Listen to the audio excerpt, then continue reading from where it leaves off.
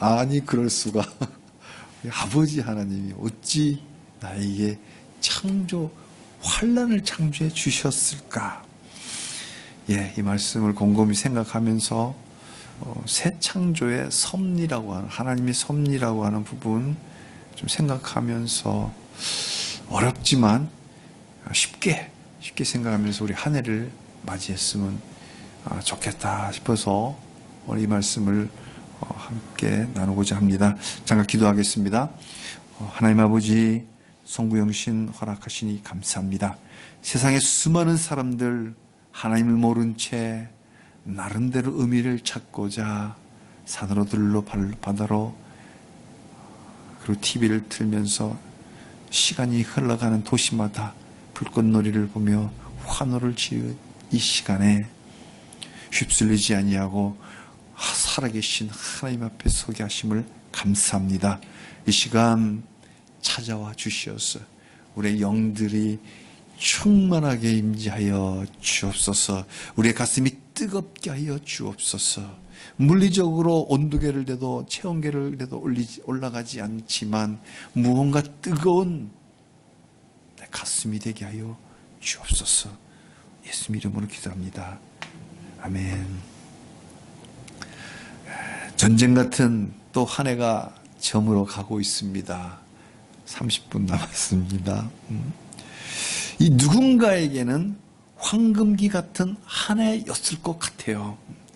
왜? 누군가에겐 너무나 짙은 암흑기 같은 한 해였기 때문에 반대편에 있는 사람은 그 어느 때보다 황금기 2019년이었습니다. 그런데 그 한 해가 이제 막 떠나려고 합니다. 범사에 기한이 있고 천하만사가 다 때가 있듯이 이제 2019년을 보내야만 하는 순간이 되었습니다. 이 시간 우리는 하나님 보좌 앞에 모였습니다. 2019년에 1년이라는 기회를 주신 하나님 앞에 결산을 하고 보내야 됩니다. 우리는 어떻게 2019년을 결산할 수 있을까요? 저는 감사라고 생각합니다. 2019년이 황금기였던 아니면 암흑기였던 지금까지 지내오게 하신 하나님의 은혜에 감사합시다. 아직은 종료 휘슬이 불리지 않았기에 아직은 기회가 더 있습니다. 아직 끝나지 않았습니다. 아직은 희망이 있기에 지난 한 해를 뒤돌아보며 하나님께 감사합시다. 지금까지 지내온 것 다 주의 크신 은혜라. 나 같은 것 참아주시고 기다려주시고 보살펴주신 사랑이 어찌 말로 다 표현할 수 있겠습니까? 성도 여러분, 지난 한 해, 지난이 아니죠. 아직 2019년이죠. 이 한 해가 태평했습니까? 태평했다면 그 평안을 주신 하나님께 감사하십시오. 여호와 하나님이 주셨지 누가 다른 사람이 준 게 아니기 때문에 온 마음 다해 하나님께 감사하는 게 당연합니다. 반대로 한 해가 고난의 연속이었습니까? 울다 지쳐 이제 눈물도 나지 않는 그런 기막힌 억장 무너진 한 해였습니까? 그래도 감사합시다. 왜? 그래도 지금까지 지내왔잖아요. 내가 없어지지 않고 지내왔잖아요. 그죠? 현재 있잖아요. 즐겁게 인내해 온 건 아니지만 그래도 험난한 파도를 넘고 지금까지 오게 하신 것도 하나님의 은혜이니까 하나님께 감사합시다. 내가 살아있다는 건 아직 기회가 있다는 거 아니겠어요? 아직 살아야 할 이유가 있다. 한 해 동안 살아온 고난의 이유가 지금은 이해가 되지 않는다 해도 지금까지 지내오게 하신 주 하나님의 은혜에 감사합시다. 분명 뜻이 있을 겁니다. 감사하지 않는 사람은 하나님이 살아계심을 믿지 않는 사람입니다. 하나님이 살아계심을 믿으면서도 하나님께 감사하지 않는 사람은 그 살아계신 하나님이 선하신 분이라고 믿지 않는 사람이에요. 선하지 않기 때문에 살아는 계시는데 폭군처럼 그 조물주가 나를 선하게 인도할 리가 없기 때문에 그 하나님 신뢰하지 않기 때문에 감사가 안 되는 거죠. 그래서요, 저는 지금 주님의 이름으로 권면합니다. 한 해 동안 험악한 세월을 살아오신 분이라면 2019년 한 해를 떠나 보내면서 이제 24분 남은 이 한 해 보내면서 지금까지 지내온 것 다 주님의 크신 은혜라고 고백하며 감사하시기를 축복합니다. 이제 잠시 후면 새해가 밝아옵니다. 새해 첫 시간을 주님과 함께 맞이하려고 다른 곳에 가지 않고 이 예배의 자리로 나오셨습니다. 정말 잘하셨습니다. 옆 사람 인사했으면 좋겠어요. 정말 잘 나오셨어요. 어디 한강변에 가서 헤매는 것보다 1000배 만배 잘하셨습니다. 비록 우리가 문제 많은 사람들이긴 하지만 하나님은 여전히 은혜를 베푸시고 평강으로 우리를 지키십니다. 예수님은 여전히 우리의 구주이시고 여전히 우리의 주님이십니다. 그거 아세요? 구주와 주님은 조금 달라요. 예수님이 나의 구주라는 것은 나를 구원하신 주님이란 뜻이고, 예수님이 나의 주님이라는 것은 예수님이 나의 주인이라는 뜻입니다. 두 개 합해서 나를 구원하신 주님이시다. 우리는 2019년 한 해를 다시 피어나는 소망으로 달려왔습니다. 이제는 2020년 2020 새해는 새 창조의 섭리를 따라 살아갑시다. 우리 옆 사람과 한번 축복했으면 좋겠습니다. 새 창조의 섭리를 따라 살아갑시다. 우와, 한 방에 하시네요. 굉장히 어려운 단어들로 묶여 있는데 한 방에, 야, 역시, 예. 감사합니다. 그래서 이렇게 우리 프랭카드 다시 만들 겁니다. 섭리란 화면 한번 넘겨주세요. 섭리는 제가 발음이 좋진 않지만 프로비던스, 영어로 프로비던스. 미국에 프로비던스란 도시가 있대요. 아주 살기 좋은 도시. 근데 이 프로비던스는 이 섭리인데 앞에 전치사 프로는 미리 앞서서 맞나요? 우리 버케블리 33,000 한참 외울 때 저런 거 많이 했잖아요. 미리 앞서서 비디오 안 봐도 비디오라 그러잖아요. 비디오 보는 거예요. 미리 본다, 앞서서 본다. 원어의 그 원어 그대로 직역을 하면 그렇습니다. 그래서 섭리는 어원적으로 미리 본다, foresight, 예견한다, 그런 뜻입니다. 그러나 이 섭리의 본뜻은 단순히 미래를 내다보는 차원을 넘어서 두루두루 살피면서 미래를 다 두루두루 살피면서 돌보는 보살핌이에요. 이렇게 이해되시나요?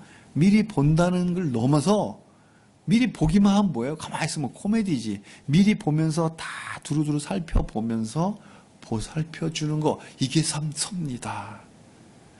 우리의 보호하심, 보살핌, 이게 하나님의 섭니다. 창조주 하나님은 창조의 목적이 있기 때문에 그 피조물을 방치하지 않고 창조의 목적대로 흐르도록 돌보십니다.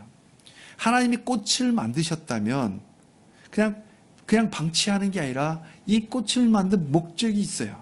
그 목적대로 움직여 살아있도록 돌보시는 거예요. 창조할 때 이렇게 이쁘게 만들고 향기가 나고 아름답게 하라고 만들었는데 그렇지 않다면 계속해서 하나님이 돌보셔서 유지가 되도록, 메인터넌스 되도록 계속 돌보시는 게 이게 바로 프라빈스, 하나님의 섭니다. 태양계를 창조하셨죠. 우주를 창조했을 때 우리 태양계를 창조하셨으니까 이 태양계가 계획대로 하나님의 플랜대로 계속 운행되는지를 미리 두루두루 다 살펴보면서 토성아 너 잘 가고 있냐? 화성 이거 미리 다 살펴보시는 거예요. 그리고 그들을 잘 정확하게 운행하도록 계속 돌보시는 것이 바로 하나님의 섭리입니다. 비가 오고 눈이 오고 올처럼 추운 날씨 이것도 다 하나님이 춥게 만드시는 거예요. 우리 죽을 만큼 춥진 않잖아요. 이게 다 하나님이 이렇게 다 이렇게 서로 이렇게 이루어지도록 두루두루 살피고 돌보시는 섭리가 됩니다. 그런데요, 이 하나님의 섭리는 근데 이 섭리라는 게 정말 단어가 어려운 단어잖아요. 쉽게 보호하심, 돌보심인데 그렇게 그냥 보호하심만으로 보기에는 너무나 많은 의미가 함축되어 있기 때문에 어려운 단어 섭리를 씁니다. 하나님의 섭리는 우주와 지구 환경에만 돌보시는 게 아니라 바로 그 안에 살고 있는 우리 인생들 각각 사람들에게도 섭리하십니다. 이게 포인트예요. 특별히 많은 피조물들을 다 돌보지만 저는 한번 깜짝 놀랐어요. 제주도에 한번 놀러 갔을 때인데 한번 깜짝 놀랐어요. 가면 사람들이 많잖아요. 그래서 어떤 큰 화원이 있는 동산이에요? 뭐예요?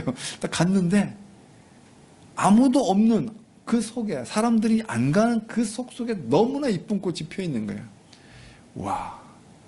그렇잖아요. 사람들 많이 있는데 꽃을 피워야 되는데 아무도 안 보는데도 그렇게 멋있는 꽃을 만드셨어요. 그러나 그 피조물들보다 더 귀하게 여기는 게 바로 우리 사람들입니다. 왜? 유일하게 하나님의 형상대로 만들었기 때문에. 그래서 하나님 우리를 내버려 두지 않고 고아처럼 버려두지 않습니다. 우리보다 항상 앞서 행하셨습니다. 우리의 선택이 올바로 진행되도록 인도하고 돌보십니다. 그렇다고 우리 삶이 로봇은 절대로 아닙니다. 프로그램화된 로봇가 아니에요. 선택권을 우리에게 주잖아요. 자유의지를 주셔서 선택권을 줍니다. 그래서 단 하나님이 우리가 선택한 그 선택이 제대로 됐는지를 앞서서 인도를 계속 하시면서 바르게 가도록 계속 이렇게 유도하시고 인도하시는 겁니다. 우리 뒤를 호위하시고 보호하십니다. 우리 위에서 운행하시면서 미리미리 내다보고 우리 교회 공동체도 보호하십니다. 하나님의 섭리는 우리를 로봇으로 만들지 않고 우리의 결정, 우리의 선택이 하나님의 뜻대로 진행되어지는지를 돌보면서 인도하십니다. 이제 곧 16분이면 2020년입니다. 좀 다릅니다. 그렇지 않습니까? 2018년에서 19년 되는데 좀 달라요. 2000년대 들어서서 두 번째 맞이하는 10년 단위의 첫 번째 해입니다. 특별한 의미를 갖죠. 그래서 이 특별한 해 2020에 맞도록 하나님은 우리의 삶을 미리미리 두루 살피시면서 이끌어 가실 겁니다. 그러니까 새해도 하나님 우리를 섭리하실 것이다. 아마도 욥처럼 한 번도 경험해 보지 못한 고난을 당할지도 모르겠습니다. 욥은 하루아침에 재산을 잃어버리고 자녀들까지 급사하는 엄청난 사고를 당하며 가진 것 모두를 잃었습니다. 누가 욥의 재산을 빼앗아 가고 누가 욥의 자녀들을 죽였을까요? 들판의 가축들은 강도들이 빼앗아 갔고 자녀들은 한꺼번에 몰사한 것은 광야에서 갑자기 그 토네이도 같은 광풍이 불어서 거대한 바람, 태풍 같은 그런 거대한 바람에 집이 폭삭 무너지는 바람에 그 속의 아이들이 다 죽었어요. 이 비극의 사건 배후에는 사탄이 있습니다. 그런데요, 여기서 정말 중요한 점은 사탄이 가져온 환난은 하나님이 허락하신 거예요. 사탄의 배후에 하나님이 있다는 표현이 좀 적절하지는 않는 것 같아요. 근데 이 사탄의 환난을 하나님이 허락하셨다고요. 어떻게 보면 사탄과 하나님이 내기를 한 거예요. 하려면 해봐라. 우리 욥이 얼마나 욥을 칭찬하면서 이런 사건이 있었다는 거예요. 욥은 까마득하게 모르는 거죠. 욥은 분명 이 억장 무너지는 말도 안 되는 사건에 바로 하나님의 섭리가 있음을 알아챘습니다. 그래서 욥기 1장 21절에 이렇게 고백합니다. 나는 모태에서 알몸으로 나왔사온즉 또한 알몸으로 그리로 돌아갈지라. 주신 이도 여호와시요 거두신 이도 여호와시니 여호와 이름이 찬송을 받으실지니이다. 와, 우리가 욥기를 볼 때마다 좀 수상하지 않아요? 어찌 이럴 수가 있을까? 아무리 그래도 그렇지 나라면 그럴 수 있을까? 이건 이유가 있는 거예요. 맹목적 신앙도 아니고 신앙의 거장도 아니고 이 엄청난 억장 무너지는 사건은 자녀가 한 명만 죽어도 정말 기절할 것 같은데 10명이나 이 사건은 분명히 하나님의 섭리가 있다. 하나님의 사건이다. 사탄이 저질렀지만 하나님 이런 섭리가 있다는 걸 깨닫기 때문에 감당 못할 사건이지만 분명히 하나님의 무슨 뜻이 있을 거야. 그러니 이런 고백을 할 수 있는 겁니다.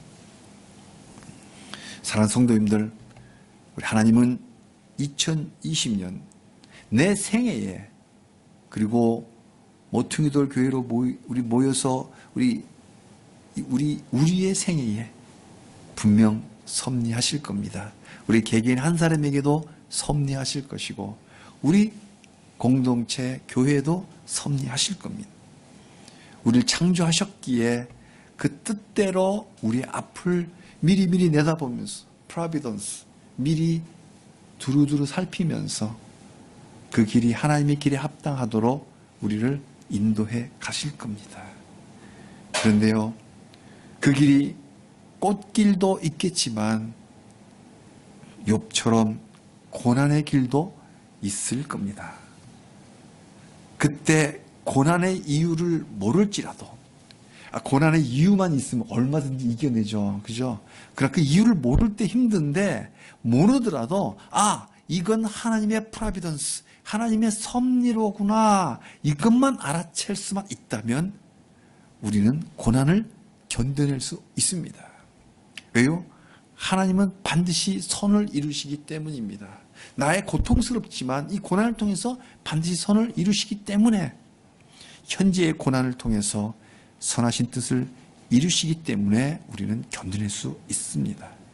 그래서 시편 145편 17절에는 여호와께서는 그 모든 행위에 의로우시고 그 모든 일에 은혜로우시다. 하나님 하는 일은 모두가 다 의롭다. 나를 이렇게 괴롭게 하더라도 그 의로운 거다. 근데 그 의로움에 속에 은혜가 있다. 와, 욥의 그 고난 속에도 하나님 하신 거니까 다 의롭은 거고 은혜가 있다. 그렇게 하나님의 섭리는 항상 의롭습니다. 하나님의 섭리는 항상 은혜롭습니다. 다만 우리의 시계와 다를 뿐이에요. 우리의 뷰 포인트와 다를 뿐입니다. 결국 가면 알게 됩니다.